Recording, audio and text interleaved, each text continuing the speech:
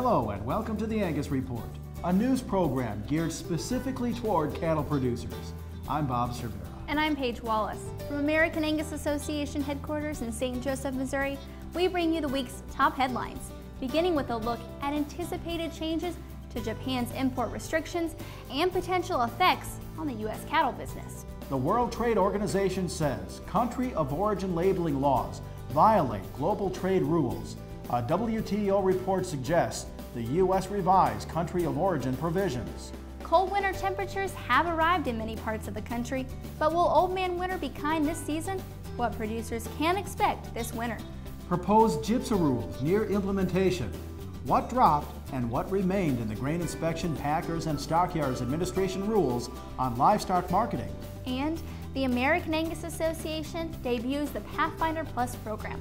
The voluntary, inventory-based reporting system provides an innovative new way to capture reproductive trait data. Also, Iowa data shows it pays to retain ownership at the feedlot.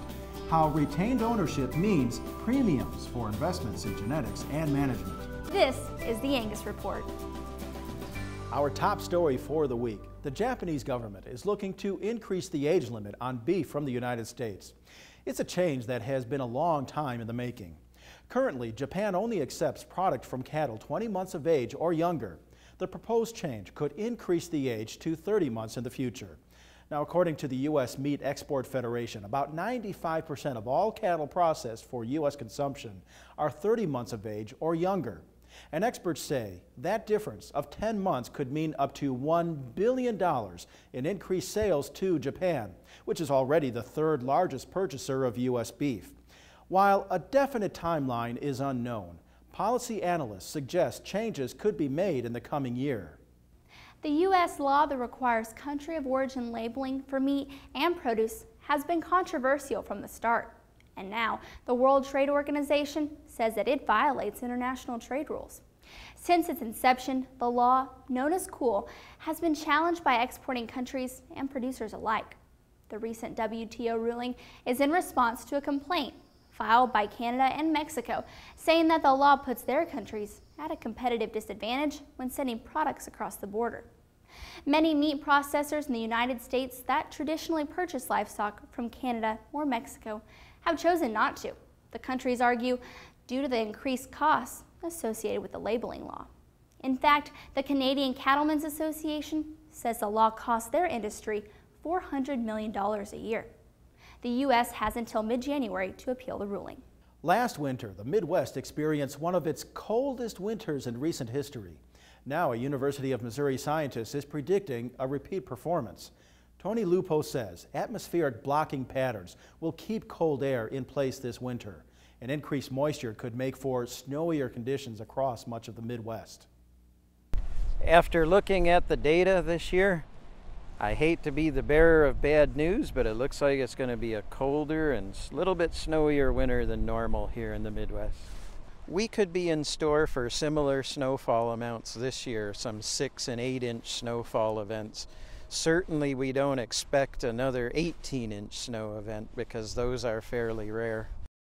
Generally, more snow around here in the wintertime is good news for agriculture because that allows the ground to stay moist into the spring. When we look at history and we look at years that are similar, these are the kind of things that have resulted in the past. And of course, when you tell folks that, the look of panic sets in because nobody wants to hear that it's going to be a colder and snowier winter than normal. Lupo predicts a colder and snowier winter for northern, eastern, and southeastern portions of the U.S., while southern plains residents will likely experience a mild, dry winter. Lupo says the Great Lakes, western states, and Pacific Northwest will likely experience typical temperatures and snowfall.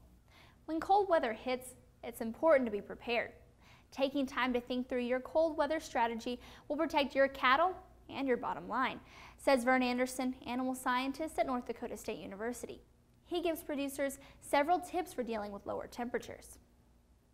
Probably the most important thing is the feed supply and the feed quality. Well, we need to provide an environment that mitigates the cold and the wind as much as possible.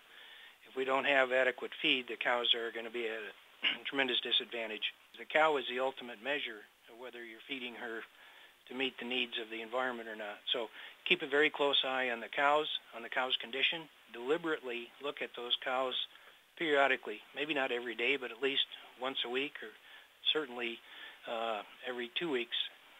So you have in your mind's eye what the cow condition is, and if that cow is getting thinner, hair coat is dulling, their activity level is reducing, those cows are showing you signs that they are not getting the nutrition they need. The USDA has released proposed GIPSA rules to the White House Office of Management and Budget for review. Now, as the OMB nears its review deadline, livestock organizations are weighing in on the rules, which were reportedly scaled back from the original proposal introduced in June last year. Now, that original version sparked heated controversy in the beef industry.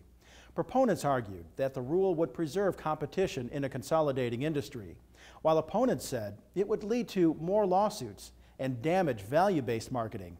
The original rule also sparked criticism from the House of Representatives, which omitted funding to implement the rule in its 2012 appropriations bill.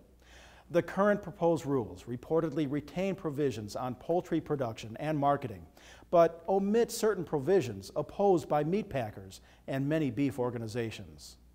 Without a doubt, GIPSA's proposed rule is still a hot topic within our industry because it affects a lot of us in one way or another, and it affects our entire industry.